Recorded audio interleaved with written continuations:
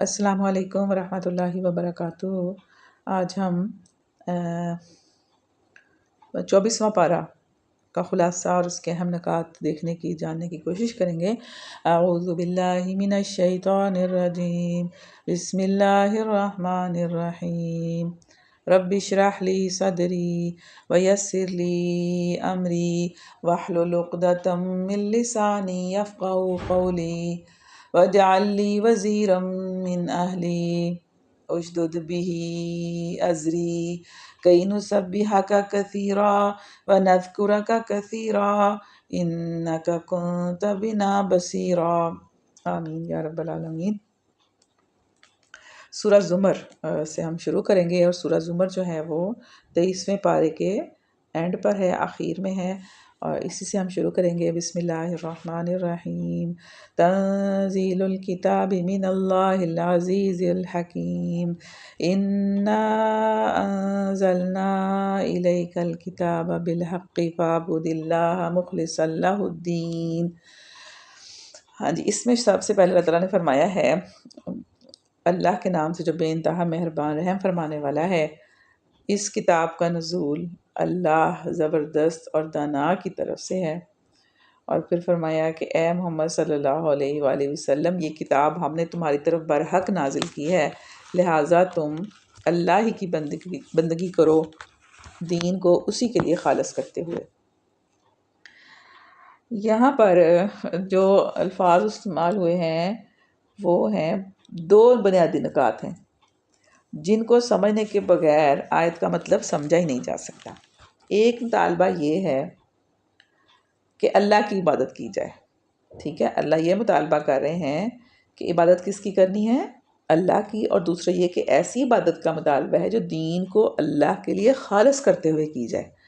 اب اس میں جو عبادت ہے نا، اس کا مادہ ہے عبد، یعنی عین با اور دال، اور یہ لفظ آزاد کے مقابلے میں غلام اور مملوک کے لیے استعمال ہوتا ہے، ٹھیک ہے۔ ایک ہوتا ہے آزاد اور اس کے مقابلے میں کیا ہے؟ غلام۔ تو یہ جو عبد ہے نا، یہ غلام کے لیے استعمال ہوتا ہے، اور اس لحاظ سے اس کے جو عبادت ہے نا، اس میں دو مفہوم پیدا ہوتے ہیں، ایک پوجا اور پرستش کا، اور دوسرا عاجزانہ اطاعت اور برضا و رغبت فرما برداری، یعنی عاجزی کے ساتھ اطاعت کرنا، ایسی اطاعت جس میں عاجزی ہو، اور دوسری کے برضا اور رغبت فرما برداری کرنا، خوشی کے ساتھ، رضا کے ساتھ، رغبت کے ساتھ اللہ تعالیٰ کی فرما برداری کرنا، یہ ہے عبادت۔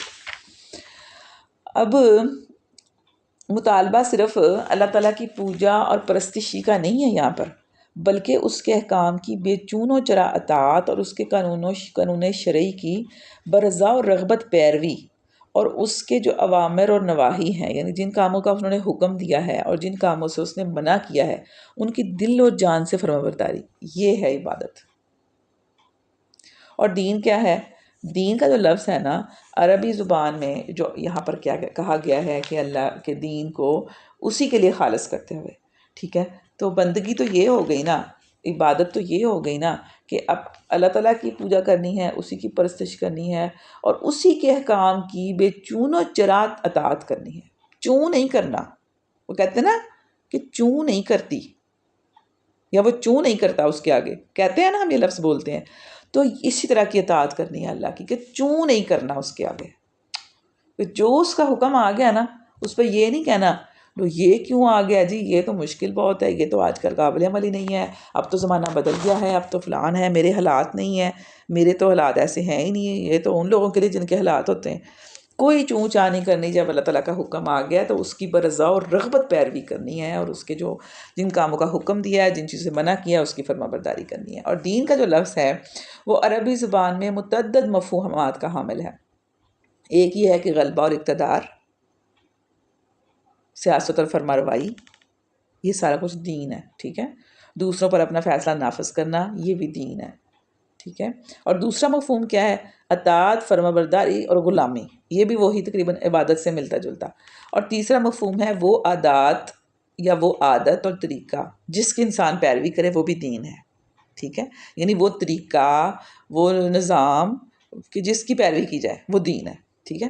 اب ان تینوں کو ذہن میں رکھ کے نا، تو دین کے معنی اس آیت میں اس طرز عمل اور رویے کے ہیں کہ جو کسی کی بالادری تسلیم کر کے، یعنی کسی کو سمجھے کو کوئی میرے اوپر بڑا ہے، کوئی طاقت میرے اوپر ہے، اس کو بالا تر سمجھ کر اور کسی کی اطاعت قبول کر کے انسان اختیار کرے، یعنی وہ کسی کو سمجھے کہ وہ میرے اوپر کوئی ایک ہستی ایسی ہے جو تمام ہستیوں سے بالا تر ہے، اور اسی کی اطاعت میں نے کرنی ہے، اسی کی اطاعت کو قبول کر کے تو انسان جو رویہ اختیار کرتا ہے نا، وہ ہے دین۔ اور دین کو اللہ کے لیے خالص کر کے اس کی بندگی کرنے کا مطلب یہ ہے کہ آدمی اللہ کی بندگی کے ساتھ کسی دوسرے کی بندگی شامل نہ کرے، یہ ہے خالص۔ یعنی ایک طرف تو وہ کہے کہ میں اللہ کا بندہ ہوں، اس کی بھی اطاعت کرے، لیکن ساتھ کچھ معاملات کے اندر کسی اور کی اطاعت کرے جو اللہ تعالیٰ کی اطاعت سے الٹ ہوں۔ ایک وہ اطاعت ہوتی ہے جو اللہ کی اطاعت کے زیر اثر ہوتی ہے، ٹھیک ہے، وہ جو اطاعت جس کی آپ کر رہے ہیں نا کسی شخص کی، اور وہ آپ کو کیا کہتا ہے، وہ آپ کو اپنی اطاعت نہیں کروا رہا، وہ کسی اور کی اطاعت نہیں کروا رہا، وہ بھی اللہ کی اطاعت کروا رہا ہے، تو آپ اس کی اطاعت کریں گے، ٹھیک ہے۔ وہ اطاعت بھی کیا ہوگی، وہ بھی بالکل صحیح اطاعت ہے۔ اس کو یہ نہیں کہہ سکتے لو جی میں اس کی اطاعت کیوں کرو، یہ تو یہ اللہ تھوڑی ہے، یہ میرا خالق تھوڑی ہے، یہ فلاں نہیں۔ اگر وہ آپ کو ایسے کاموں کی طرف لے کے جا رہا ہے، ان کاموں کا حکم دے رہا ہے جو اللہ تعالیٰ کا ہی حکم ہے، جو اللہ نے کرنے کا حکم دیا اور جن سے اللہ تعالیٰ نے کرنے سے منع کیا، وہی کہہ رہا ہے کہ وہ اس سے رک جاؤ، تو پھر اس کی اطاعت بھی واجب ہے، ٹھیک ہے۔ ورنہ اگر کوئی اس کے علاوہ کہتا ہے جو اللہ کی اطاعت نہیں ہے، اس کا حکم نہیں ہے، اس کا امر نہیں ہے، تو پھر اس کے علاوہ نہیں ہم کریں گے، پھر ہم ایسی کوئی اطاعت اختیار نہیں کریں گے جو اللہ کی اطاعت کے علاوہ اطاعت ہو، اس کے خلاف ہو، ٹھیک ہے۔ تو یہ ہے دین، اور یہی ہے خالص کرنا دین کو، ٹھیک ہے۔ تو یہاں پر یہی مطالبہ کیا جا رہا ہے کہ تم اللہ ہی کی بندگی کرو، دین کو اسی کے لیے خالص کرتے ہوئے، اور خبردار دین خالص اللہ ہی کا حق ہے، یعنی کہ اللہ کے دین کو خالص کر کے اس کی بندگی تم کو کرنی چاہیے، کیونکہ خالص اور بے امیز اطاعت و بندگی اللہ کا حق ہے، بس۔ دوسرے الفاظ میں بندگی کا مستحق کوئی دوسرا ہے ہی نہیں کہ اللہ کے ساتھ اس کی بھی پرستش ہو اور اس کے احکام و قوانین کی بھی اطاعت کی جائے۔ اس آیت کی بہترین تشریح وہ حدیث ہے جو ابن مردویہ نے نقل کی ہے۔ وہ کہتے ہیں کہ ایک شخص نے رسول اللہ صلی اللہ علیہ وآلہ وسلم سے پوچھا، ہم اپنا مال دیتے ہیں اس لیے کہ ہمارا نام بلند ہو، کیا اس پر ہمیں کوئی اجر ملے گا؟ تو آپ صلی اللہ علیہ وسلم نے فرمایا نہیں۔ اس نے پوچھا اگر اللہ کے اجر اور دنیا کی ناموری دونوں کی نیت ہو، یعنی دونوں ہی نیتیں ہوں کہ اللہ بھی خوش ہو جائے اور دنیا میں بھی بڑا نام بن جائے میرا، دنیا والے بھی کریں کہ واہ واہ بہت اچھا ہے بندہ یہ، تو آپ نے فرمایا کہ اللہ تعالیٰ کوئی عمل بھی قبول نہیں کرتا جب تک وہ خالص اسی کے لیے نہ ہو۔ اس کے بعد حضور صلی اللہ علیہ وسلم نے یہ والی آیت تلاوت فرمائی۔ اللہ تعالیٰ سے دعا ہے کہ اللہ تعالیٰ ہمیں بھی خالص کر لے، ہم بھی اسی کے یعنی بندگی کریں اور خالص ہو کے کریں، دین کو اس کے لیے خالص کر کے، آمین ثم آمین۔ اس کے بعد فرمایا کہ اگر تم کفر کرو تو اللہ تم سے بے نیاز ہے، لیکن وہ اپنے بندوں کے لیے کفر کو پسند نہیں کرتا، اگر تم شکر کرو گے تو اسے وہ تمہارے لیے پسند کرتا ہے۔ کوئی بوجھ اٹھانے والا کسی دوسرے کا بوجھ نہ اٹھائے گا، آخرکار تم سب کو اپنے رب کی طرف پلٹنا ہے، پھر وہ تمہیں بتا دے گا کہ تم کیا کرتے رہے ہو، وہ تو دلوں کا حال تک جانتا ہے۔ پھر اس کے بعد ان لوگوں کا ذکر ہے کہ جو لوگ دین کو خالص نہیں کرتے، دین کو اللہ کے لیے خالص نہیں کرتے، ان کا ہو رہا ہے کہ وہ لوگ ہیں جنہوں نے قیامت کے روز اپنے آپ کو اور اپنے اہل و عیال کو گھاٹے میں ڈال دیا۔ خوب سن رکھو، یہی کھلا دیوالیہ ہے۔ دیوالیہ کیا کہتے ہیں؟ دیوالیہ عرف عام میں اس چیز کو کہتے ہیں کہ کاروبار میں آدمی کا لگایا ہوا سارا سرمایہ ڈوب جائے اور دوسروں کے جو مطالبے ہیں نا اس کے اوپر چڑھ جائیں، یعنی کہ وہ دوسروں کا دیندار ہو اور اس کے پاس کچھ بھی نہ ہو دینے کے لیے، اس کو کہتے ہیں دیوالیہ، یعنی سارا کچھ اس کا جو ہے نا وہ چلا جائے۔ انسان کو یہاں پہ کیا کہا گیا؟ کھلا دیوالیہ ہے۔ اچھا، کھلا دیوالیہ ہے۔ اچھا، انسان کو اللہ تعالیٰ نے زندگی دی ہے، عمر، عقل، جسم، قوتیں اور قابلیتیں دی ہیں، ذرائع دیے ہیں، مواقع عطا کیے ہیں کاموں کے، جتنی چیزیں وہ دنیا میں حاصل کرتے ہیں ان سب کا مجموعہ دراصل وہ سرمایہ ہے جسے وہ حیات دنیا کے کاروبار میں لگا دیتا ہے۔ یہ دنیا کے کام میں وہ اس کو لگاتا ہے، اپنی ساری صلاحیتیں جو اس نے اللہ تعالیٰ نے اس کو دی ہیں، اس کا وقت ہے، اس کا مال ہے، اس کی صلاحیتیں ہیں، اس کا بولنا، چالنا، سمجھنا، جوانی، یہ سب چیزیں۔ یہ سارا سرمایہ اگر کسی شخص نے اس مفروضے پر لگا دیا کہ خدا نہیں ہے یا بہت سے خدا ہیں جن کا میں بندہ ہوں اور کسی کو مجھے حساب نہیں دینا ہے، محاسبے کے وقت کوئی دوسرا مجھے بچا لے گا، تو اس کے معنی یہ ہوئے کہ اس نے گھاٹے کا سودا کیا اور اپنا سب کچھ ڈبو دیا۔ یہ ہے اس کا پہلا نقصان اور خسارہ۔ اب دوسرا نقصان یہ ہے کہ اس غلط مفروضے پر، غلط عقیدے پر جب اس نے جتنے بھی کام کیے نا، ان سب میں وہ اپنے نفس سے لے کر دنیا کے بہت سے انسانوں اور آئندہ نسلوں اور اللہ کی دوسری بہت سی مخلوقات پر عمر بھر ظلم کرتا رہا۔ ٹھیک ہے، کیونکہ اس نے غلط کیا تو اس کا مطلب یہ ہوا کہ جو وہ کرتا رہا نا، وہ سب پہ ظلم ہوا۔ ٹھیک ہے، جو وہ اللہ کے احکامات کی خلاف ورزی انسان کرتا ہے نا، وہ ظلم ہی ہوتا ہے، اور دوسروں پہ بھی ہوتا ہے، اس کے اپنے اوپر بھی ہوتا ہے۔ اس لیے اس پر بے شمار مطالبات چڑھ گئے۔ ٹھیک ہے نا، لوگوں کے اس نے حقوق سلب کیے، لوگوں پر بھی ظلم کیے، تو اس کے اوپر کیا ہوا؟ مطالبات چڑھ گئے لوگوں کے۔ اب اس کے پلے خود کچھ ہے نہیں ہے جس سے وہ ان مطالبات کا بھگتا سکے۔ ٹھیک ہے، اپنے پاس اس کے کچھ بھی نہیں ہے۔ اس پر مزید یہ کہ وہ خود نہیں ڈوبا، بلکہ اپنے بال بچوں، اپنے عزیز و اقارب، اپنے دوستوں اور اپنے ہم قوموں کو بھی اپنی غلط تعلیم، غلط تربیت اور غلط مثالوں سے لے ڈوبا۔ یہی 3 خسارے ہیں جس کے مجموعے کو اللہ تعالیٰ نے خسران المبین کہا ہے۔ الا ذالک هو الخسران المبین، یہ ہے وہ کھلا دیوالیہ۔ اور اس دن انسان کے پاس نہ ایسا کوئی عمل ہوگا کہ وہ دے کے جان چھڑا لے، یا کسی کا جو دوسروں کی غلط تربیت کی ہے، دوسروں کو غلط راستے پہ چلایا ہے، اس کا بھی اس کو بھگتان بھگتنا پڑے گا۔ جو خود غلط راستے پہ چلا ہے اس کا بھی بھگتنا پڑے گا۔ جو دوسروں کو اس نے حق سلب کیے ہیں اس کا بھی بھگتنا پڑے گا۔ یہ ہے کھلا دیوالیہ۔ پھر فرمایا کہ لہم من فوقہم ظلل من النار ومن تحتہم ظلل، استغفر اللہ، کہ ان کے لیے اوپر سے بھی آگ کی چھتریاں ہوں گی اور نیچے سے بھی۔ استغفر اللہ، یہ انجام ہے جس سے اللہ اپنے بندوں کو ڈراتا ہے، پس اے میرے بندوں میرے غضب سے بچو۔ پھر فرمایا کہ جن لوگوں نے طاغوت کی بندگی سے اجتناب کیا، ٹھیک ہے، یعنی ہر وہ چیز جو اللہ کے سوا آپ سے کہے کہ میری بات مانو، اللہ کی نہ مانو، میری مانو، اللہ کو حاکم نہ مانو، مجھے مانو، تو جس نے طاغوت کی بندگی سے اجتناب کر لیا، ٹھیک ہے، وہ نہیں پڑا غلط کاموں میں اور اللہ کی طرف رجوع کر لیا، ان کے لیے خوشخبری ہے۔ سبحان اللہ۔ بس اے نبی صلی اللہ علیہ وسلم بشارت دے دو میرے ان بندوں کو جو بات کو غور سے سنتے ہیں اور اس کے بہترین پہلو کی پیروی کرتے ہیں۔ یعنی کس کے لیے بشارت ہے؟ جو بات کو غور سے سنتے ہیں اور اس کے بہترین پہلو کی پیروی کرتے ہیں۔ یعنی اس کے 2 مطلب ہو سکتے ہیں کہ ایک یہ کہ ہر آواز کے پیچھے نہیں لگ جاتے، کہ بلکہ ہر ایک کی بات سن کر اس پر غور کرتے ہیں اور جو حق بات ہوتی ہے اسے قبول کر لیتے ہیں۔ اور دوسرے یہ کہ وہ بات کو سن کر غلط معنی پہنانے کی کوشش نہیں کرتے، بلکہ اس کے اچھے اور بہتر پہلو کو اختیار کرتے ہیں۔ یعنی آپ نے اکثر لوگوں کو دیکھا ہوگا نا، ان کو عادت ہوتی ہے کہ ہر بات میں سے انہوں نے غلط بات نکالنی ہوتی ہے۔ یعنی ان کو کوئی بھی آپ بات کریں نا، انہوں نے اس میں سے نیگیٹو بات کرنی ہوتی ہے، نیگیٹیوٹی بہت ہوتی ہے ان کے اندر۔ تو یہاں پر یہی بتایا جا رہا ہے کہ آپ کے سامنے کوئی بات ہو نا، تو اس میں سے اچھی بات نکالیں، غور سے سنیں اور پھر اس میں سے اچھا پہلو نکالیں، نیگیٹو بات معنی نہ پہنائے جائیں، مثبت میں معنی پہنائیں اور پھر اس کی پیروی کریں۔ یہی کامیاب لوگ ہیں۔ ٹھیک ہے، اور اس کے بعد فرمایا کہ اللہ نے بہترین کلام اتارا ہے، ایک ایسی کتاب ہے جس کے تمام اجزاء ہم رنگ ہیں اور جس میں بار بار مضامین دہرائے گئے ہیں۔ اسے سن کر ان لوگوں کے رونگٹے کھڑے ہو جاتے ہیں جو اپنے رب سے ڈرنے والے ہیں، اور پھر ان کے جسم اور ان کے دل نرم ہو کر اللہ کے ذکر کی طرف راغب ہو جاتے ہیں۔ یہ اللہ کی ہدایت ہے جس سے وہ راہ راست پر لے آتا ہے جسے چاہتا ہے، اور جسے اللہ ہی ہدایت نہ دے اس کے لیے پھر کوئی ہادی نہیں ہے۔ اب اس شخص کی بدحالی کا تم کیا اندازہ کر سکتے ہو جو قیامت کے روز عذاب کی سخت مار اپنے منہ پر لے گا۔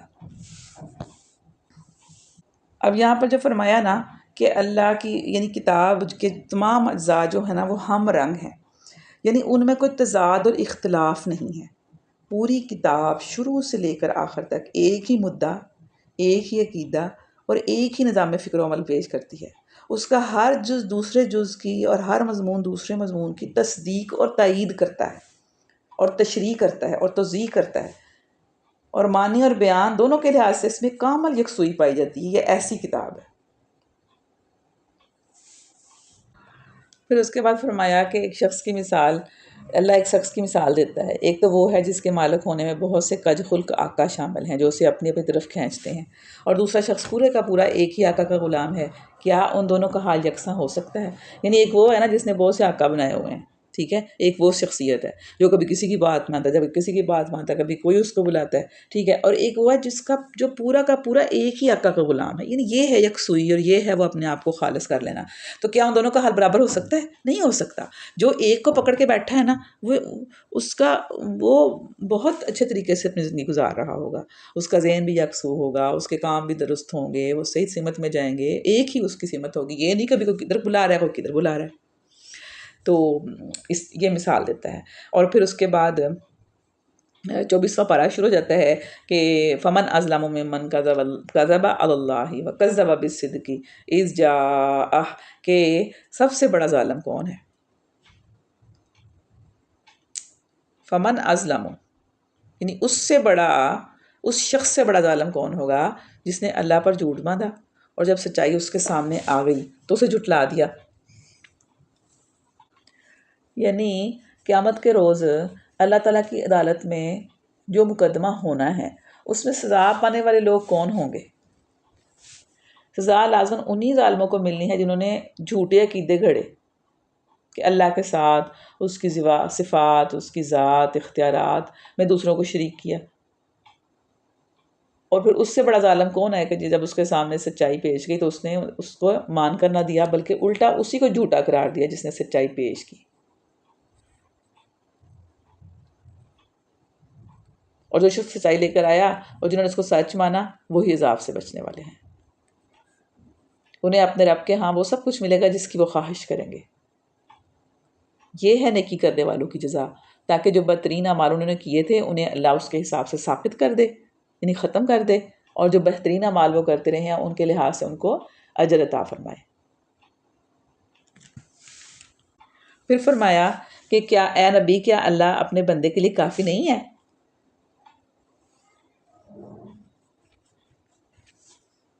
اور پھر فرمایا کہ پس ان سے کہہ دو کہ میرے لیے اللہ ہی کافی ہے، بھروسہ کرنے والے اسی پر بھروسہ کرتے ہیں۔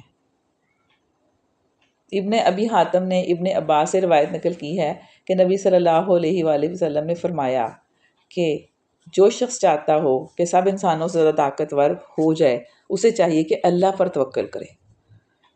یعنی جو چاہتا ہے نا کہ وہ تمام انسانوں سے زیادہ طاقتور ہو تو اس کو بھروسہ کس پہ کرنا چاہیے؟ اللہ پہ۔ اور جو شخص چاہتا ہو کہ سب سے بڑھ کر غنی ہو جائے اسے چاہیے کہ جو کچھ اللہ کے پاس ہے اس پر زیادہ بھروسہ رکھے بنسبت اس چیز کے جو اس کے اپنے ہاتھ میں ہے۔ اور جو شخص چاہتا ہو کہ سب سے زیادہ عزت والا ہو جائے تو اسے چاہیے کہ اللہ عز و جل سے ڈرے۔ کتنے پیاری یہ ہمارے پاس یہ اصول آ گئے زندگی کے کہ اگر چاہتے ہیں کہ طاقتور ہو جائیں تو توکل کر لیں اللہ پر، اگر چاہتے ہیں کہ غنی ہو جائیں تو پھر جو اللہ کے پاس ہے نا اس پر بھروسہ رکھ لیں، اور پھر چاہتے ہیں کہ عزت والے ہو جائیں تو پھر کیا کریں؟ اللہ سے ڈریں۔ اور ہم اللہ سے ڈرتے ہی نہیں ہیں، بس سب سے ڈرتے ہیں ہم اور اللہ سے نہیں ڈرتے۔ اور اس کے بعد فرمایا کہ اللہ یتوفی الانفس حین موتہا، کہ اللہ تعالیٰ ہی ہے جو موت کے وقت روحیں قبض کرتا ہے، اور جو نہیں مرا ہے اس کی روح نیند میں قبض کر لیتا ہے، پھر جس پر وہ موت کا فیصلہ نافذ کرتا ہے اسے روک لیتا ہے، یعنی نیند میں وہ مر جاتا ہے، اور دوسروں کی روحیں ایک مقرر وقت کے لیے واپس بھیج دیتا ہے۔ اس میں بڑی نشانی ہے ان لوگوں کے لیے جو غور و فکر کرتے ہیں۔ اسی لیے جو سونے اور جاگنے کی دعائیں ہیں وہ بھی ایسی ہی ہیں کہ جس میں انسان لگتا ہے کہ بس اگر وہ زندگی اس نیند کے اندر ہی اللہ کے پاس چلا گیا تو وہ ساری اللہ سے فریادیں کر کے پھر سوتا ہے۔ تو اسی طرح جب وہ اٹھتا ہے تو پھر وہ کیا کہتا ہے؟ الحمدللہ الذی احیانا بعد ما اماتنا، کہ ہماری موت کے بعد ہمیں زندگی دی، اسی لیے ہم شکر کرتے ہیں اٹھ کے اللہ تعالیٰ کا، لیکن بہت سے لوگ نہیں کرتے۔ اور پھر فرمایا وَإِلَيْهِ النُّشُورُ، اور اسی کی طرف ہمیں پلٹ کر جانا ہے۔ تو یہ جو موت ہے، یہ جو نیند ہے نا، یہ بھی ایک موت کی حالت ہے۔ اور پھر فرمایا کہ ان سے کہو کہ یعنی پھر اس کے بعد آگے آ رہا ہے کہ جو سفارش ہے نا وہ کون لوگ کر سکیں گے؟ سفارش ہر کوئی نہیں کر سکے گا، صرف وہی کر سکے گا جس کو اللہ تعالیٰ اختیار مطلب کہ دے گا، اجازت دے گا، ورنہ کوئی بھی اللہ کی بارگاہ میں سفارش نہیں کر سکے گا کسی کی۔ پھر فرمایا کہ یہ انسان جب ذرا سی مصیبت اسے چھو جاتی ہے تو ہمیں پکارتا ہے، اور جب ہم اسے اپنی طرف سے نعمت دے کر اپھار دیتے ہیں تو کہتا ہے یہ تو مجھے علم کی بنا پر دیا گیا ہے۔ نہیں، بلکہ یہ آزمائش ہے، مگر ان میں سے اکثر لوگ جانتے نہیں ہیں۔ یعنی انسان نعمت کو کیا سمجھتا ہے؟ وہ کہتا ہے یہ میری قابلیت کی وجہ سے مجھے یہ نعمتیں ملی ہوئی ہیں، میرا علم بہت زیادہ ہے، مجھے سمجھ بہت ہے، اس لیے میرے ساتھ سب کچھ اچھا ہو رہا ہے اور مجھے نعمتیں اس لیے مل رہی ہیں۔ اور پھر فرمایا کہ اے نبی صلی اللہ علیہ وآلہ وسلم کہہ دو کہ اے میرے بندو، جنہوں نے اپنی جانوں پر زیادتی کی ہے، اللہ کی رحمت سے مایوس نہ ہو جاؤ، یقیناً اللہ سارے گناہ معاف کر دیتا ہے، وہ تو غفور الرحیم ہے۔ یعنی اگر گناہوں کی دلدل میں ڈوبے ہوئے ہیں نا، اور ان گناہوں کی وجہ سے اب مایوسی آنے لگ گئی ہے، اور اب خیال آنے لگا کہ اچھا اللہ کی طرف لوٹ آئیں، تو پھر یہ خیال پیدا ہو گیا، شیطان نے یہ دماغ میں ڈال دیا کہ نہیں بھی اب تو تمہارے گناہ ہی بہت زیادہ ہیں، اب تو تم معافی تمہاری ہو ہی نہیں سکتی۔ تو اللہ تعالیٰ کہتے ہیں کہ اللہ کی رحمت سے مایوس نہ ہو۔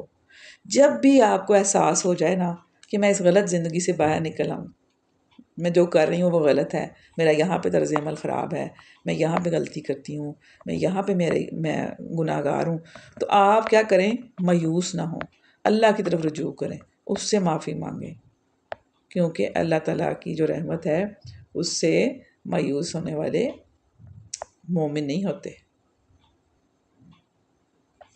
اور پھر فرمایا کہ پلٹ آؤ اپنے رب کی طرف اور مطیع ہو جاؤ قبل اس کے کہ وہ عذاب تم پر آ جائے کہ پھر کہیں سے تمہیں مدد نہ مل سکے، اور پیروی اختیار کرو اپنے رب کی بھیجی ہوئی کتاب کے بہترین پہلو کی۔ یعنی کتاب اللہ کے بہترین پہلو کی پیروی کرنے کا مطلب یہ ہے کہ اللہ تعالیٰ نے جن کاموں کا حکم دیا ہے آدمی ان کی تعمیل کرے، جن کاموں سے اس نے منع کیا ہے اس سے بچے، اور امثال اور قصوں سے جو اس نے ارشاد فرمایا ہے اس سے عبرت و نصیحت حاصل کرے۔ یعنی ہم جو قصے پڑھتے ہیں انبیاء کے، ان کی قوموں کے، اور جو مثالیں اللہ تعالیٰ اس کلام پاک میں دیتے ہیں، اس سے کیا حاصل کرے؟ عبرت۔ صرف مزے نہ لے کہ ہاں بڑا مزے کا واقعہ تھا، بڑا مزے کا تھا، نہیں، مزے نہ لے، اسے عبرت حاصل کرے اور نصیحت۔ بخلاف اس کا جو شخص حکم سے منہ موڑتا ہے اور جو اللہ تعالیٰ نے منع کیے ہیں ان کا ارتکاب کرتا ہے، اور اللہ تعالیٰ کے واضح و نصیحت سے کوئی اثر نہیں لیتا، تو وہ کتاب اللہ کے بدترین پہلو کو اختیار کرتا ہے۔ دیکھیں نا، ہم پڑھتے ہیں کتاب، اس میں ہر چیز آ جاتی ہے، یعنی بری چیزیں بھی بتائی گئی ہیں کہ یہ غلط کام ہے، اچھی چیزیں بتائی گئی ہیں کہ یہ کرنا چاہیے، تو جو اچھی چیزیں اختیار کر لیتا ہے وہ کیا کرتا ہے؟ بہترین پہلو کی پیروی کرتا ہے۔ اور پھر جب مجرم عذاب کو دیکھے گا تو وہ افسوس کرے گا۔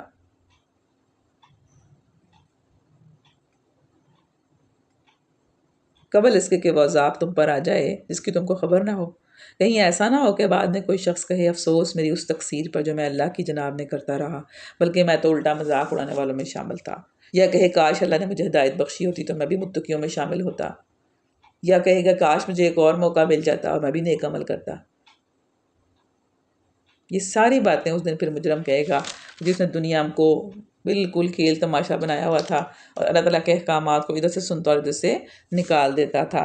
اور پھر روز قیامت کا نقشہ کھینچا گیا ہے کہ اس سے پہلے فرمایا کہ لوگوں نے اللہ کی قدر ہی نہ کی، ما قدر اللہ حق قدری، جیسا کہ اس کی قدر کرنے کا حق ہے۔ یعنی ان کو اللہ کی عظمت اور کبریائی کا کچھ اندازہ ہی نہیں ہے، انہوں نے کبھی یہ سمجھنے کی کوشش ہی نہیں کی کہ اللہ کا مقام کتنا بلند ہے اور وہ کس طرح کی چیزوں کے پیچھے لگے ہوئے ہیں اللہ کو چھوڑ کر۔ اور پھر فرمایا قیامت کا جو منظر ہے اس نے پیش کیا جائے کہ قیامت کے روز پوری زمین اس کی مٹھی میں ہوگی، یعنی اللہ تعالیٰ کی قدرت کاملہ بتائی جا رہی ہے نا، کہ قیامت کے روز پوری زمین اس کی مٹھی میں ہوگی اور آسمان اس کے دستے راست میں لپٹے ہوئے ہوں گے۔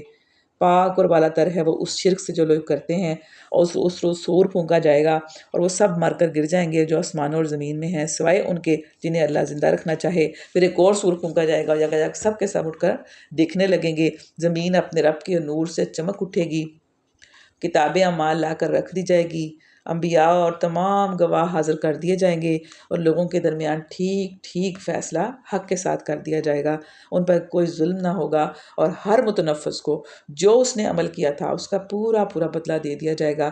لوگ جو کچھ بھی کرتے ہیں اللہ اس کو خوب جانتا ہے۔ اور اس کے بعد بتایا جا رہا ہے کہ کیسے لوگ گروہوں کی شکل میں جہنم میں ہانکے جائیں گے، کہ اس فیصلے کے بعد وہ لوگ جنہوں نے کفر کیا تھا جہنم کی طرف گروہ در گروہ ہانکے جائیں گے، یہاں تک کہ جب وہ پہنچیں گے تو اس کے دروازے کھولے جائیں گے اور اس کے کرندے ان سے کہیں گے کیا تمہارے پاس تمہارے اپنے لوگوں میں سے ایسے رسول نہیں آئے تھے جنہوں نے تم کو تمہارے رب کی آیات سنائی ہوتی؟ اور پھر کہا جائے گا کہ داخل ہو جاؤ جہنم کے دروازوں میں، یہاں تمہیں ہمیشہ رہنا ہے، بڑا ہی برا ٹھکانہ ہے یہ متکبروں کے لیے۔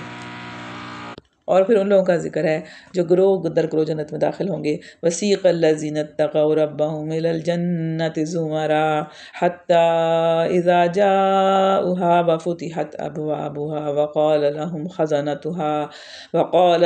خزنتها سلام علیکم طبتم فادخلوها خالدین۔ بہت پیاری آیت ہے کہ جو لوگ اپنے رب کی نافرمانی سے پرہیز کرتے تھے، تقوی اختیار کرتے تھے، وہ کیا ہوں گے؟ جنت کی طرف ان کو گروہ در گروہ لے جایا جائے گا، یہاں تک کہ جب وہ وہاں پہنچیں گے اور اس کے دروازے پہلے ہی کھولے جا چکے ہوں گے تو اس کے منتظمین ان سے کہیں گے کہ سلام ہو تم پر، بہت اچھے رہے، داخل ہو جاؤ اس میں ہمیشہ کے لیے۔ اور وہ کہیں گے کہ شکر ہے خدا کا جس نے ہمارے ساتھ اپنا وعدہ سچ کر دکھایا اور ہم کو زمین کا وارث بنا دیا، اب ہم جنت میں جہاں چاہیں اپنی جگہ بنا سکتے ہیں، بس بہترین اجر ہے عمل کرنے والوں کے لیے۔ اللہم ربنا جعلنا منہم، اللہم ربنا جعلنا منہم، اللہم ربنا جعلنا منہم، آمین یا رب العالمین۔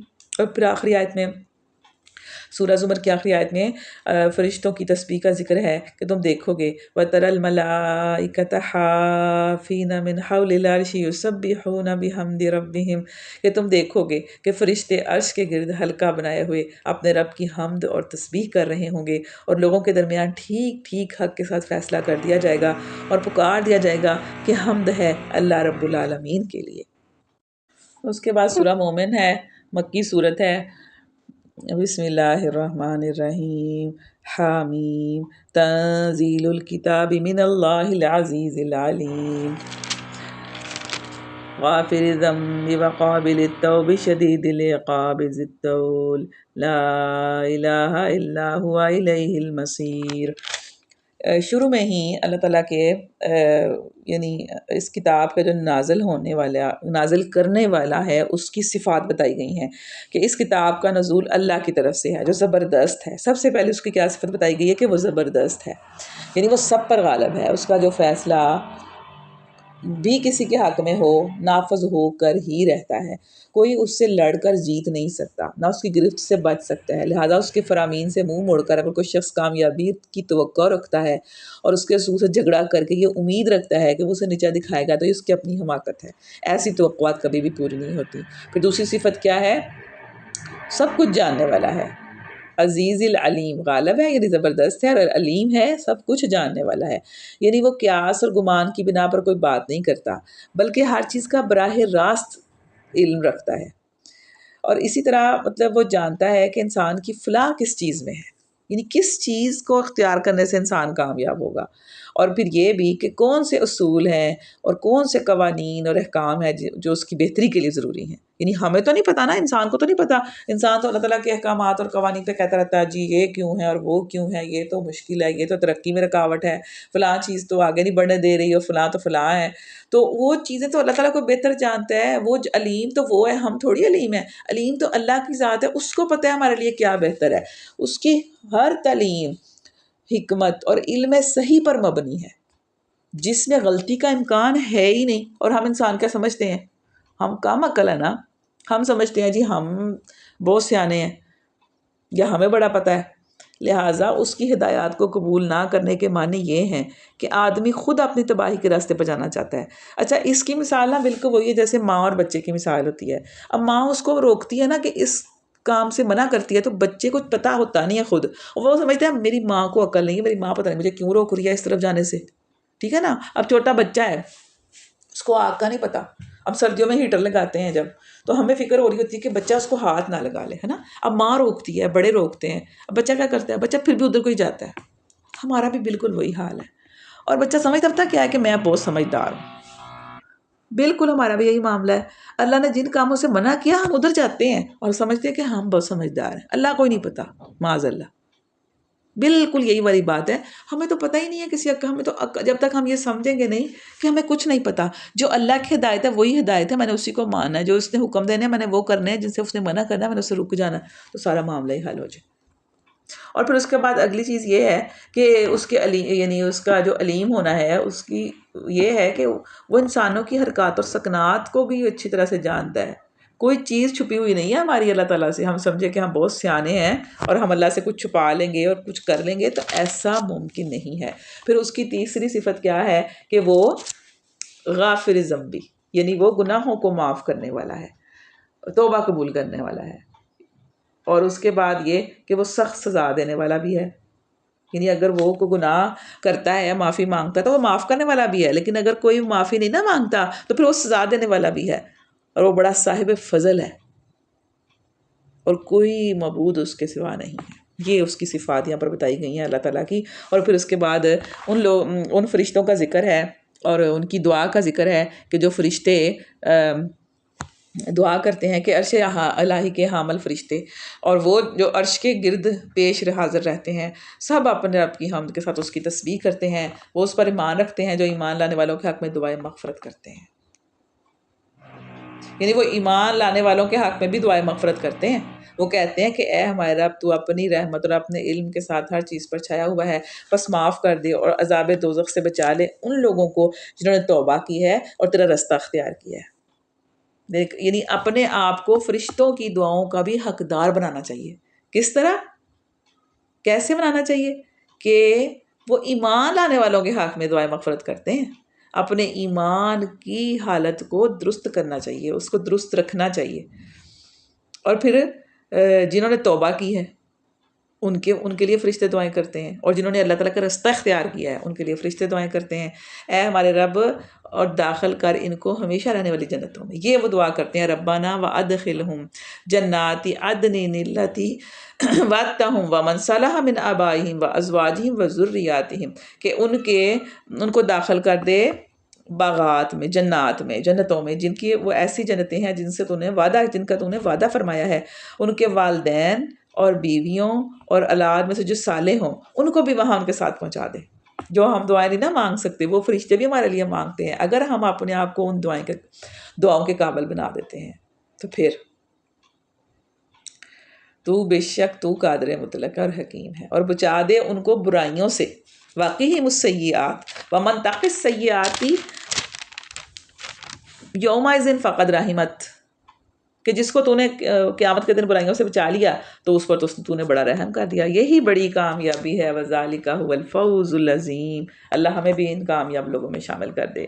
پھر اس دن قیامت کے روز پکارا جائے گا کہ جن لوگوں نے کفر کیا ہے, قیامت کے روز ان کو پکار کر کہا جائے گا, آج تمہیں جتنا شدید غصہ اپنے اوپر آ رہا ہے نا, اللہ تم پر اس سے زیادہ غضبناک اس وقت ہوتا تھا جب تمہیں ایمان کی طرف بلایا جاتا تھا اور تم کفر کرتے تھے. وہ کہیں گے اے ہمارے رب, تو نے واقعی ہمیں 2 دفعہ موت اور 2 دفعہ زندگی دے دی, اب ہم اپنے قصوروں کا اعتراف کرتے ہیں کہ اب یہاں سے نکلنے کی کوئی سبیل ہے. پھر آل فرعون میں سے اس مومن شخص کا ذکر ہے یہاں, جو وقال رجل مؤمن من آل فرعون یکتم ایمانہ, جس نے اپنا ایمان چھپایا ہوا تھا, جس نے ظاہر نہیں کیا تھا کہ میں ایمان لایا ہوں. بول اٹھا, کیا تم ایک شخص کو صرف اس بنا پر قتل کر دو گے کہ وہ کہتا ہے کہ میرا رب اللہ ہے, حالانکہ وہ تمہارے رب کی طرف سے تمہارے پاس بینات لے کر آیا ہے. اگر وہ جھوٹا ہے تو اس کا جھوٹ خود اسی پر پڑے گا, لیکن اگر وہ سچا ہے تو جن ہولناک نتائج کا وہ تمہیں خوف دلاتا ہے ان میں سے کچھ تو تم پر ضرور ہی آ جائیں گے. اللہ کسی ایسی شخص کو ہدایت نہیں دیتا جو حد سے گزرنے والا اور کذاب ہو. اے میری قوم کے لوگوں, آج تمہیں بادشاہی حاصل ہے اور زمین میں تم غالب ہو, لیکن اگر اللہ کا عذاب ہم پر آ گیا تو پھر کون ہے جو ہماری مدد کر سکے گا؟ فرعون نے کہا, میں تو تم لوگوں کو وہی رائے دیتا ہوں جو مجھے مناسب نظر آتی ہے, اور میں اسی راستے کی طرف تمہاری رہنمائی کرتا ہوں جو ٹھیک ہے. وہ شخص جو ایمان لایا تھا اس نے کہا, اے میری قوم کے لوگوں, مجھے خوف ہے کہ کہیں تم پر وہ دن نہ آ جائے جو اس سے پہلے بہت سے گروہوں پر آ چکا ہے, جیسا دن قوم عاد پر, قوم نوح پر, سمود پر, اس کے بعد والی قوموں پر آیا. یعنی انہوں نے اس کو خبردار کیا, کہا کہ اے میری قوم, مجھے ڈر ہے کہیں تم پر فریاد و فغاں کا دن نہ آ جائے. یعنی ایسا نہ ہو کہ پھر تم رونے پیٹنے لگ جاؤ عذاب کو دیکھ کر, جب تم ایک دوسرے کو پکارو گے اور بھاگے بھاگے پھرو گے, مگر اس وقت اللہ سے بچانے والا کوئی نہ ہوگا. سچ یہ ہے کہ جسے اللہ بھٹکا دے اسے پہ کوئی راستہ دکھانے والا نہیں ہوتا. اس نے اور بھی باتیں کی اور بھی اس نے گفتگو کی، لیکن فرعون نے کیا کہا؟ فرعون نے اس کا مذاق اڑایا. اس نے کہا اے حامان میرے لیے ایک بلند عمارت بنا تاکہ میں رستوں تک پہنچ سکوں، آسمانوں کے راستوں تک، اور موسیٰ کے خدا کو جھانک کر دیکھوں. مجھے تو موسیٰ تو جھوٹا ہی معلوم ہوتا ہے. اس طرح فرعون کے لیے اس کی بد عملی خوشنما بنا دی گئی اور وہ راہ راست سے روک دیا گیا. فرعون کی ساری چال بازی اس کی اپنی تباہی کے رستے میں صرف ہوئی. پھر وہ جو شخص ایمان لایا تھا بولا اے میری قوم کے لوگوں میری بات مانو، میں تمہیں صحیح رستہ بتاتا ہوں. پھر اس نے کہا کہ اے میری قوم یہ دنیا کی زندگی تو چند روزہ ہے، ہمیشہ کے قیام کی جگہ آخرت ہے. جو برائی کرے گا اس کا اتنا ہی بدلہ ملے گا جتنی اس نے برائی کی، اور جو نیک عمل کرے گا خواہ وہ مرد ہو یا عورت بشرطے کہ وہ مومن ہو تو ایسے سب لوگ جنت میں داخل ہوں گے جہاں ان کو بے حساب رزق دیا جائے گا. پھر اس نے لیکن انہوں نے کہا کہ اپنا معاملہ پھر اس نے اللہ تعالیٰ کے سپرد کر دیا. کہ اس نے کہا کہ فَسَتَذْكُرُونَ مَا أَقُولُ لَكُمْ، کہ میں جو تمہیں کہہ رہا ہوں نا ان قریب تمہیں معلوم ہو جائے گا، تم اس کو یاد کرو گے. وَأُفَوِّضُ أَمْرِي إِلَى اللَّهِ، اور میں اپنا معاملہ اللہ کے سپرد کرتا ہوں. ان اللہ بصیر بالعباد، بے شک اللہ تعالیٰ اپنے بندوں کو خوب دیکھنے والا ہے، خوب نگہبانی کرنے والا ہے. یعنی یہ بہت پیاری دعا بھی ہے کہ لوگوں کی چالوں سے محفوظ ہونے کے لیے جب آپ کو لگ رہا ہو کہ آپ حق پر ہیں لیکن لوگ آپ کے خلاف چالیں چل رہے ہیں، آپ مومن ہیں لیکن لوگ آپ کے خلاف چالیں چل رہے ہیں، تو یہ دعا پڑھیں وَأُفَوِّضُ أَمْرِي إِلَى اللَّهِ إِنَّ اللَّهَ بَصِيرٌ بِالْعِبَادِ فَوَقَاهُ اللَّهُ سَيِّئَاتِ مَا مَكَرُوا. تو کیا ہوا پھر؟ اللہ نے اس کو بچا لیا ان سیئات سے، ان بری بری چالوں سے، ان بری مکر سے جو وہ چالیں چل رہے تھے. ماں کرو وحاق بآل فرعون سوء العذاب، اور آل فرعون کو برے عذاب میں گھیر لیا. اللہ نے اس دعا کی وجہ سے اس کو بچا لیا، اور فرعون جو اس کے ساتھی تھے ان کو برے عذاب کے پھیر میں آگے. اور دوزخ کی آگ ہے جس میں وہ صبح و شام پیش کیے جاتے ہیں، اور جب قیامت کی گھڑی آ جائے گی تو حکم ہوگا کہ آل فرعون کو شدید تر عذاب میں داخل کرو. پھر اس کے بعد دوزخ میں لوگوں کے جھگڑے کا ذکر کیا گیا ہے کہ لوگ آپس میں جھگڑا کریں گے کہ میرے جیسے پہلے بھی ہم نے یہ پڑھا کہ جو کمزور تھے وہ بڑے بننے والوں سے کہیں گے کہ ہم تمہارے تابع تھے، اب کیا تم یہاں ہمیں آگ کی تکلیف کے کچھ حصے کو ہم کو بچا لو گے؟ اور بڑے بننے والوں جواب دیں گے کہ ہم تو یہاں ایک ہی حال میں ہیں. یعنی اس وقت پھر لوگ آپس میں جھگڑا کریں گے دوزخی لوگ. پھر اہل ایمان سے اللہ کا جو وعدہ ہے کہ وہ بتایا گیا ہے کہ ہم اپنے رسولوں اور ایمان لانے والوں کی مدد اس دنیا کی زندگی میں بھی کرتے ہیں، اور اس روز بھی کریں گے جب وہ گواہ کھڑے ہوں گے، اور ظالموں کو ان کی معذرت کچھ بھی فائدہ نہ دے گی. پھر نبی صلی اللہ علیہ وسلم سے کہا جا رہا ہے کہ صبر کرو، پھر اپنے قصوروں کی معافی چاہو، اور صبح شام اپنے رب کی حمد کے ساتھ اس کی تسبیح کرو، اور کیا کرو؟ اللہ کی پناہ مانگو اور اللہ ہی کو پکارو.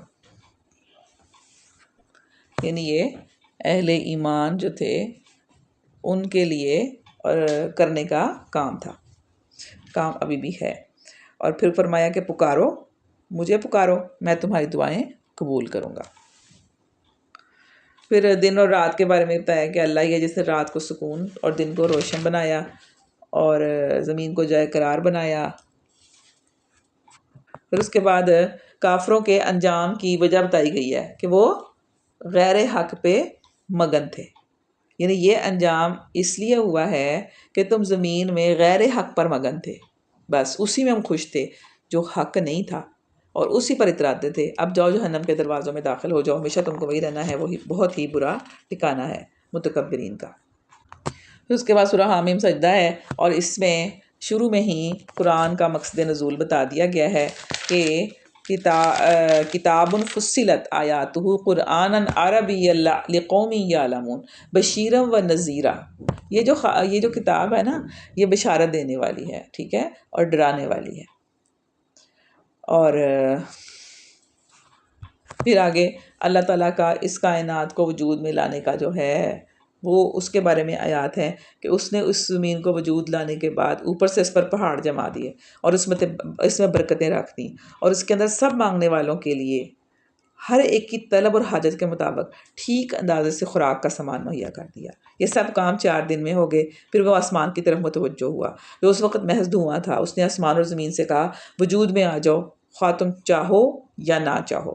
دونوں نے کہا ہم آگے فرما برداروں کی طرح. تب اس نے 2 دن کے اندر 7 آسمان بنا دیے اور ہر آسمان میں اس کا قانون وہی کر دیا, اور آسمان دنیا کو ہم نے چراغوں سے راستہ کیا اور اسے خوب محفوظ کر دیا. یہ سب کچھ ایک زبردست علیم ہستی کا منصوبہ ہے. پھر اچانک ٹوٹ پڑنے والے عذاب کے بارے میں آیا کہ اگر تم منہ موڑو گے تو تم پر عذاب آ جائے گا جیسے پہلی قوموں پر آیا تھا. پھر فرمایا ان الذین قالوا ربنا اللہ ثم استقاموا تتنزل علیہم الملائکۃ الا تخافوا ولا تحزنوا وابشروا بالجنۃ التی کنتم توعدون. کہ بے شک وہ لوگ جنہوں نے کہا کہ ہمارا رب اللہ ہے پھر وہ اس پر ثابت قدم رہے, یقیناً ان پر فرشتے نازل ہوتے ہیں اور ان سے کہتے ہیں نہ ڈرو نہ غم کرو اور خوش ہو جاؤ. اب یہاں پر کیا فرمایا جا رہا ہے کہ جن لوگوں نے کہا کہ اللہ ہمارا رب ہے پھر وہ اس پر ثابت قدم رہے, یعنی انہوں نے صرف اتفاقاً یہ نہیں کہہ دیا کہ اللہ کو اپنا رب کہہ کر وہ نہیں رہ گئے, اور بلکہ وہ اس کے اوپر قائم ہو گئے. یعنی ایک دفعہ انہوں نے عقیدہ قبول کر لینے کے بعد پھر ساری عمر اس پر قائم رہے, اس کے خلاف کوئی عقیدہ اختیار نہ کیا اور اس عقیدے کے ساتھ کسی باطل عقیدے کی آمیزش نہ کی, اور اپنی عملی زندگی میں بھی عقیدہ توحید کے تقاضوں کو پورا کرتے رہے. اور پھر اس توحید پر جو استقامت ہے نا, اس کے بارے میں حضرت انس کی روایت ہے کہ حضور صلی اللہ علیہ وسلم نے فرمایا کہ بہت سے لوگوں نے اللہ کو اپنا رب کہا مگر ان میں سے اکثر کافر ہو گئے. ثابت قدم وہ شخص ہے جو مرتے دم تک اسی عقیدے پر جمع رہا. اور حضرت عمر نے ایک مرتبہ ممبر پر یہ آیت تلاوت کی اور فرمایا خدا کی قسم استقامت اختیار کرنے والے وہ ہیں جو اللہ کی اطاعت پر مضبوطی کے ساتھ قائم ہو گئے, لومڑیوں کی طرح ادھر سے ادھر اور ادھر سے ادھر دوڑتے نہیں پھرے. اور یہ حضرت علی نے فرمایا کہ اللہ کے عائد کردہ فرائض فرما برداری کے ساتھ ادا کرتے رہے. یہ ہے ثابت قدمی. یقیناً ان کے لیے فرشتے نازل ہوتے ہیں, یعنی پھر اس کو کیا اللہ تعالیٰ ان کو دنیا میں کیا ایوارڈ دیتا ہے, ریوارڈ دیتا ہے کہ ان کے لیے فرشتے اترتے ہیں. اور ضروری نہیں ہوتا کہ وہ آنکھوں سے ہی دیکھیں, غیر محسوس طریقوں سے فرشتے جو ہیں ان کی مدد کرتے ہیں. کبھی دل میں سکینت ڈال دیتے ہیں, کبھی لڑائی میں شامل ہو جاتے ہیں جیسے غزوہ بدر میں ہوا, اور اسی طرح اور کبھی ان کی ہمت بندھاتے ہیں, کبھی ان کے دل سے احساس سے مطمئن ہو جاتے ہیں کہ ان کے ساتھ کوئی ہے, وہ بے یار و مددگار نہیں ہے. اور اگرچہ فرشتے جو ہیں وہ موت کے وقت بھی اہل ایمان کا استقبال کرنے آتے ہیں, اور قبر یعنی عالم برزخ میں بھی وہ ان کی پذیرائی کرتے ہیں, اور جس روز قیامت قائم ہوگی اس روز بھی وہ ابتدائی حشر سے لے کر جنت تک میں پہنچنے تک وہ برابر ان کے ساتھ لگے رہیں گے. لیکن یہ جو ساتھ ہے نا اسی عالم کے لیے مخصوص نہیں ہے بلکہ اس دنیا میں بھی وہ جاری ہے. یعنی یہ جو سلسلہ کلام ہے نا یہ صاف بتا رہا ہے کہ حق و باطل کی کشمکش میں جس طرح باطل پرستوں کے ساتھی شیاطین ہوتے ہیں اسی طرح اہل ایمان کے ساتھی فرشتے ہوا کرتے ہیں.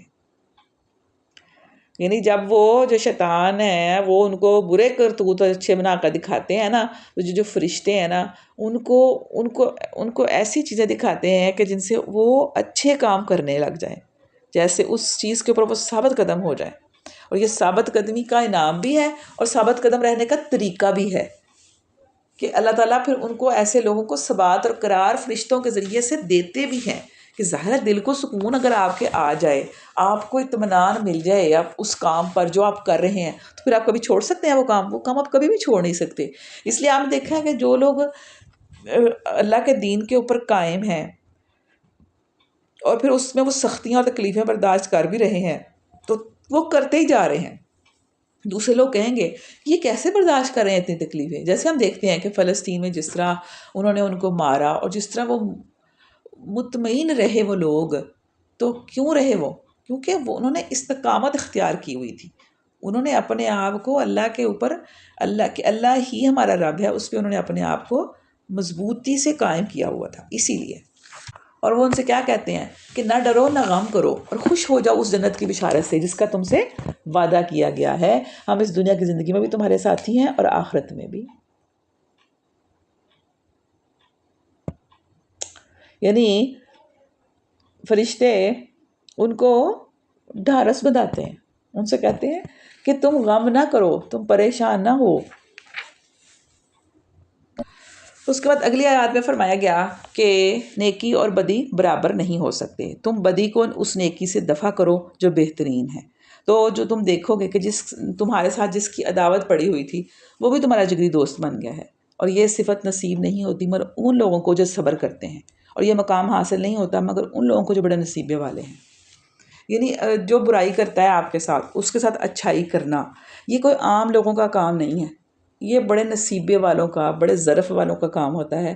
اور اللہ تعالیٰ پھر اس شخص کے دل میں بھی اس کے لیے، جس نے برائی کی ہوتی ہے، اس شخص کے دل میں بھی ان کے لیے، جس نے اچھائی کی آگے سے اچھا جواب دیا، تو اس کے دل میں محبت ڈال دیتے ہیں، اور وہ جگری دوست بھی بن سکتا ہے۔ اور پھر جب فرمایا کہ جب تمہیں شیطان کی طرف سے اکساہٹ ہو نا، شیطان تمہیں اکسائے، تو کیا کرو؟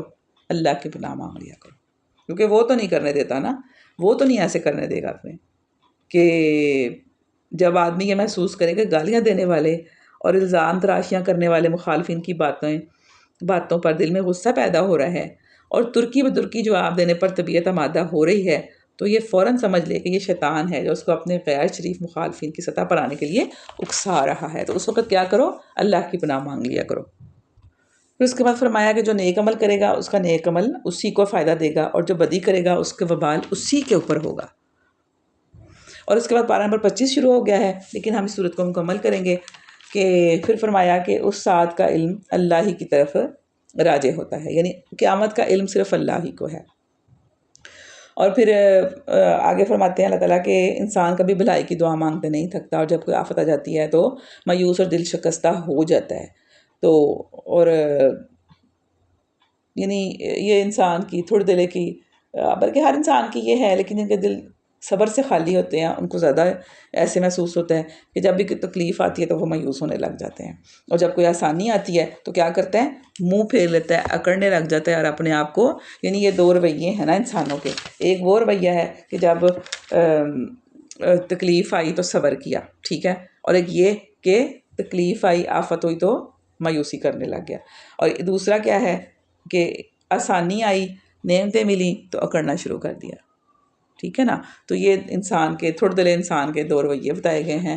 اللہ تعالیٰ سے اس دعا کے ساتھ آج کا جو ہے مکمل کرتے ہیں کہ اللہ تعالیٰ ہمیں اپنے کلام پاک کے بہترین پہلو کی پیروی کرنے کی توفیق عطا فرمائے، ہماری ساری حاجات، جو ہم دعائیں صبح شام دن رات دعائیں کرتے ہیں، اللہ ہماری ساری دعائیں قبول فرمائے، ہمارے تمام بیماروں کو شفائے کاملہ واجلہ عطا فرمائے، ہماری تمام پریشانی اللہ تعالیٰ اپنے رحمت سے دور فرمائے، ہمیں ہر خیر نصیب فرمائے، دنیا میں امن نصیب فرمائے، اللہ یہود و ہنود کو تباہ و برباد کر دے ان کے اوپر اللہ تعالیٰ اپنا غضب نازل فرمائے، اور مسلمانوں کو اللہ تعالیٰ آپس میں محبت دے، اتفاق دے، ان کے دل آپس میں جوڑ دے، اور ان کو کامیابیاں عطا فرمائے، ان کو نصرتیں عطا فرمائے، آمین یا رب العالمین۔ سبحان ربک رب العزت عما یصفون وسلام علی المرسلین والحمد للہ رب العالمین۔